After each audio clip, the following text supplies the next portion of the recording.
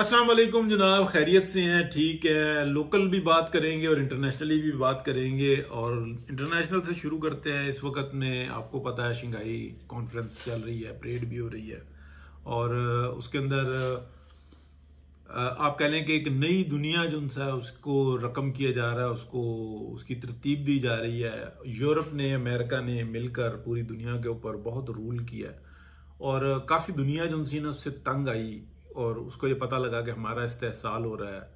जहाँ पे तालीम का मामला होता है वहाँ पे इमदादें तो दी जाती हैं, लेकिन ऐसा सिस्टम बनाया जाता है कि तालीम मिल ना सके, इल्म मिल ना सके।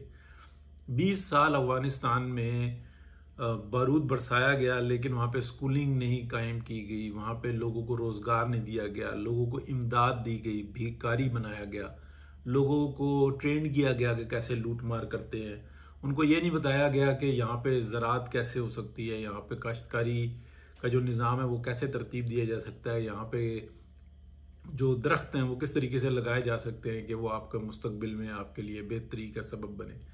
यहाँ पे निज़ाम ज़िंदगी को कैसे बेहतर किया जा सकता है, कौन सी ऐसी तरबियत दी जा सकती है कि लोग कॉटेज फैक्ट्री, घरेलू सनत को जो है ना वो फ़रोग दे सकें। वहाँ पे मेहनत कश लोग हैं, लेकिन उनको ऐसे राह पर रखा जाता है कि उनका मुस्तकबिल बेहतर हो ही ना सके। फिर उनको ख़ास मदरसों में ख़ास तरतीब के साथ चंद एक जो अफराद होते हैं, जो ताकतवर होते हैं, जो मुंसलिक होते हैं, उनके साथ रब्ते में रह कर और उनको जहालत के अंधेरों में ही रखा जाता है। ये सारी बातें हम करते रहते हैं, बताते रहते हैं, लेकिन अब जो उनसा एक नया आप कह लें कि दुनिया जो उनसी है ना वो ये देख रही है कि India, Pakistan, China, Russia, Iran, ये वो ममालिक हैं जो बहुत ज़्यादा अफेक्ट हुए हैं। चाइना जो है उसको कंट्रोल करने के लिए इंडिया को जो मौका दिया यूरोपियंस ने, अमेरिकन ने, तो उसमें चाइना ने एक नेगेटिव रोल प्ले किया। उसकी वजह से जो है इंडिया मुतासर हुआ। इंडिया इस वक्त में जो इस कॉन्फ्रेंस में यानी कि जो लोगों की राय है वो ये है कि इसलिए बढ़ चढ़ कर शरीक हो रहा है कि यूरोप उसको दोबारा गले लगा ले, अमेरिका उसको दोबारा गले लगा ले और उसकी बल्ले बल्ले हो जाए और वो दोबारा जो है वो अमेरिकन और यूरोपियन साइड के ऊपर अपनी इज्जत बनाने में कामयाब हो।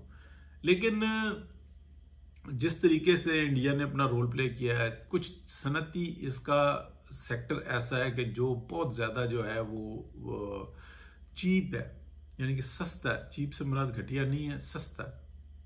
तो उसको compete करने के लिए दुनिया के अंदर काफ़ी जगहों पे स्ट्रगल हो रही है और वो एक ख़तरे के अंदर भी है। अदरवाइज जो है इंडिया ने जो अपना जो रोल प्ले किया है, यानी कि 20 साल के अंदर 2001 से 2021 तक, वो बहुत ही नेगेटिव था।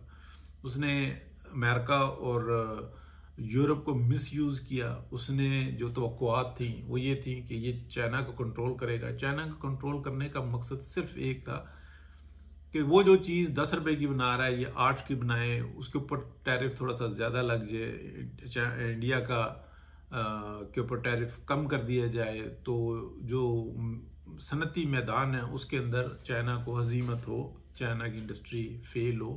लेकिन ऐसा बिल्कुल नहीं हुआ। इंडिया ने अपने बेनिफिट्स लिए, अपना माल इकट्ठा किया, अपने रिजर्व इकट्ठे किए। जो रशिया से ऑयल इंडिया बाय कर रहा था उसकी इजाज़त लगी रही, ईरान से जो बाय कर रहा था उसकी रही, वही रिफाइन कर करके वो यूरोप में बेचता रहा। ये एक यानी कि आप कह लें कि सेगमेंट है। इस तरह के बहुत सारे काम जो है इंडिया करता रहा, पैसा इकट्ठा करता रहा और वो समझता रहा कि हम अमेरिका से भी बहुत ऊपर हैं और लोगों का दिमाग भी खराब हुआ है। वहाँ पे हमें बातें करते हुए बहुत सारे लोग नज़र भी आते हैं कि वो इस तरीके की बात करते हैं। अब इस कॉन्फ्रेंस से, इस परेड से क्या हुआ? देखें, ये परेड हर साल होती है, पिछले साल भी हुई, उससे पिछले साल भी हुई। इस दफ़ा की क्या अहमियत थी? इस दफ़ा की अहमियत ये थी कि जो चाइनीज़ जो टेक्नोलॉजी है उसको पाकिस्तान ने साबित करके दिया कि ये दुनिया की बेहतरीन टेक्नोलॉजी है, ठीक है। और ये भी कहा कि राफेल जो हैं दुनिया के बेहतरीन जहाज़ हैं, एयरक्राफ्ट्स हैं, मशीन्स नाम ली जाती है कि राफेल एक बहुत ज़बरदस्त मशीन है। लेकिन जो दूसरे जो हमारे पास मौजूद हैं, J-20, J-10, J-20 तो नहीं है, J-10C है और JF-17 थंडर है, तो दोनों से राफेल्स गिराए गए। और जो मिराज 2000 है वो, और सुकोई, ये भी जो है ना ये गिराए गए।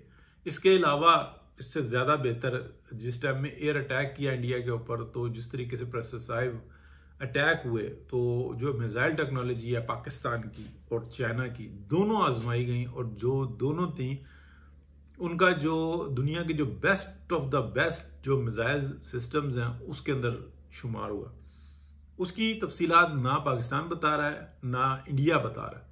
इंडिया अपनी हजीमत छुपाने के लिए बता रहा है, पाकिस्तान अपनी बहुत ज़्यादा जो इन्होंने पाकिस्तान ने कामयाबी हासिल किया उसको अनाउंस नहीं करना चाह रहा, वरना ये मामला जो है ना थोड़ा सा गड़बड़ होता है। अब जो इंडिया के एयरपोर्ट्स पे और जो उनके मुख्तलिफ बेसिस थे उन पे जो खड़े हुए जो जहाज़ थे और जो इनका असला था और जो इनकी बहुत सारी ऐसी टेक्निकल साइट्स थी, उसको जिस तरीके से हिट किया पाकिस्तान ने, इंडिया खुद नहीं बता रहा, पाकिस्तान कहता है कि हमें ज़रूरत नहीं है। लेकिन क्या ये बात छुपी हुई है दुनिया से? दुनिया को सब कुछ पता है। जितनी बड़ी ये वॉर हुई, यानी कि एयर टू एयर, यानी कि ये दुनिया की तारीख की सबसे बड़ी, कि एक तरफ से 72 और एक तरफ से 70 और एक तरफ से 42 जो हैं एयरक्राफ्ट लड़ते हैं, 4 घंटे तक ये लड़ते हैं। उसमें वो डाउन लैंड भी करते हैं, दोबारा भी चढ़ते हैं, यानी कि इतनी बड़ी तादाद 4 घंटे तक रही। और जितने बड़े इन्होंने तादाद में एक दूसरे के ऊपर फायर किए हैं वो भी हैं, जबकि पाकिस्तान सिर्फ उनको हिट कर रहा था जिन्होंने पाकिस्तान के ऊपर अटैक किया था। इंडिया लॉक ही नहीं कर सका। तो इंडियन टेक्नोलॉजी जो सी थी ना, उसके अंदर वो इंडियन आप कह लें तरबियत, उसमें वो कुछ भी ऐसा ना कर सके कि दुनिया को दिखा सके। तो ये जो चीज़ें हैं, ये जो बातें हैं, ये जो मालूमात हैं, ये दुनिया में हर जगह पर मौजूद है।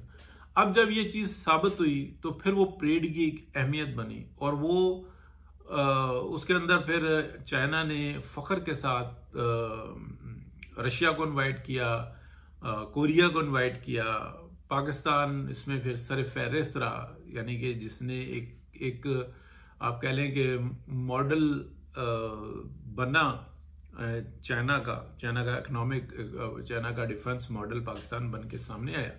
तो ये बहुत बड़ी एक कामयाबी थी। इसलिए इस पूरी दुनिया ने इसको बड़े गौर से देखा, और हम ये देखते हैं कि सिर्फ इसके प्रेशर की वजह से $200 पर ऑन्स सोने का रेट हाई हो गया। और जितनी ये अपना कमोडिटीज हैं, इसको देखिए, अगर आप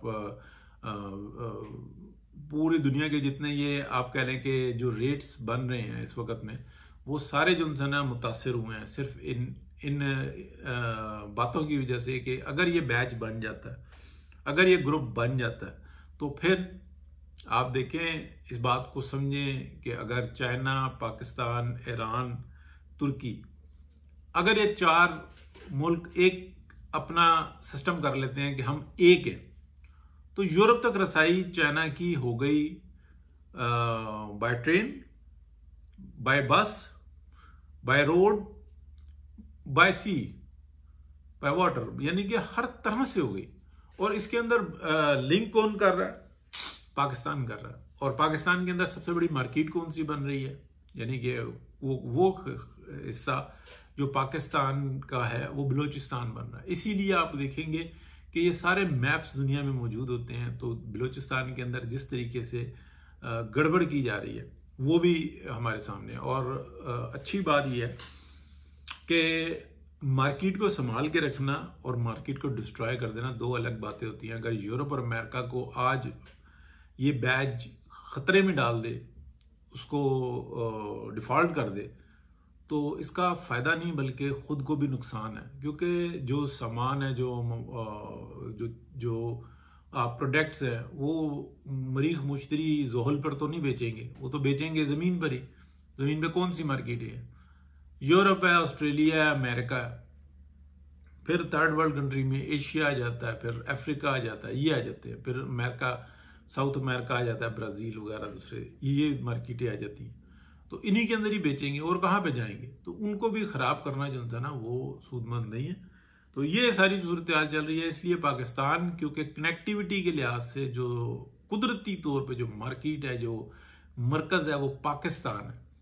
पाकिस्तान के अंदर अगर आप कहें कि जो दिल बन रहा है वो बलूचिस्तान बन रहा है, सिंध बन रहा है, और अफरादी क़ुव्वत के हिसाब से पंजाब बन रहा है, और फर्स्ट यानी कि स्टे के हिसाब से अगर आप गिलगित बल्तिस्तान, कश्मीर और केपी का बहुत बड़ा हिस्सा ये बन रहा है, तो इतनी लेबर चाहिए होगी आने वाले वक्त के अंदर। लेबर से मुराद ये नहीं कि मजदूर काम करने वाले जो बोरियां उठा के रख रहे, बेहतरीन किस्म की लेबर जो जो हजारों डॉलरों में पर मंथ के हिसाब से कमाएंगे।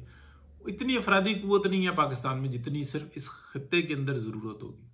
इस खित्ते के अंदर जितनी जरूरत होगी, पाकिस्तान के अंदर इतनी अफरादी कुव्वत नहीं है। बाहर से लोग आएंगे काम करने के लिए, और पाकिस्तान के अंदर लोग इंतहाई खुशहाल होंगे। ये जब पैसा आता है उसके कमालात होते हैं, बिल्डिंगें बनती हैं, रोड्स बनते हैं, पार्क बनते हैं, होटल्स बनते हैं, और बंदों की खपत ही खपत होती है।